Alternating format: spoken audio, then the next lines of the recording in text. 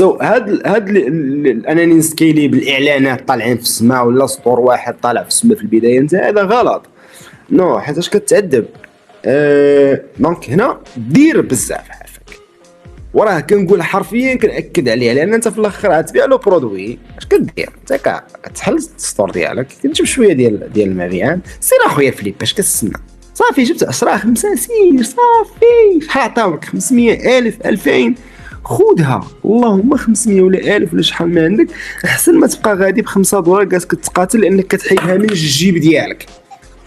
اوكي هذه نقطة أساسية. وعندك البوسيبيليتيز، هادشي اللي قلت أنا قبل، أنك تريني عليه، أنني نخدم البادجيت ديالي لايف ادز. مثلا أنا جاني واحد لا كوموند وكنشوف أنا باقي الصباح عندي $50 ديال الأرباح.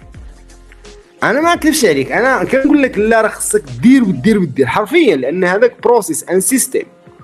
ولكن راه حرفيا يمكن لك تريني على دي تخيك شوية مختلفين. يعني أنا $50 حبيبي أو جاست تيك ات اند بوت ان ذا اسيت. دير لي $50 ما تغني.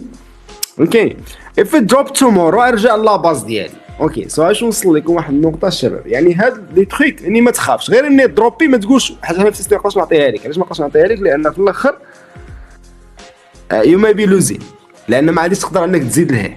اوكي سو هذه النقطه اللي نقول حق يمكن لك هاد البوسيبيل انك دير 4 ديال 5 ديال الستورز. اصلا غادي يخليوك انك انت تجرب شي حويجات، لان انت ليميتد وذ بادجيت في ان سيستم كيعطيك ميزانيه محدده، اكشنز محددين، التايم محدد.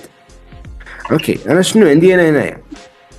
ما عنديش شي حاجه صافي. انا خصني نزيد هنا لا كونتيتي، ما عادش نقدر نبيع الاول، خصني نزيد انا في لا كونتيتي حرفيا لا كونتيتي حرفيا كنقصدها الشباب.